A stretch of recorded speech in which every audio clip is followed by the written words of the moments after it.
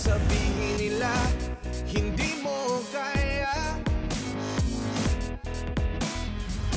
magpakitang Para sa akin, pag naririnig ko yung Gilas Pilipinas, tumatayo yung balahibo ko. This is something that's more of an honor for me and my family. I mean, this is opportunity that, you know, a million players in the world don't get. I feel like somewhat I am the chosen one. Minsan lang tayo mag-host ng FIBA Asia. Ito yung chance natin umangat naman sa larong basketball. Ang pressure, lagi naman yan nandyan eh. Kay home court ka or nasa ibang bansa ka.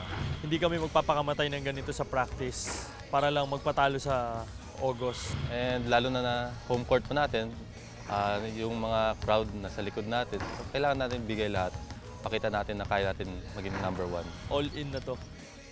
Watch the games live at Mall of Asia Arena. Buy your tickets now at SM Tickets.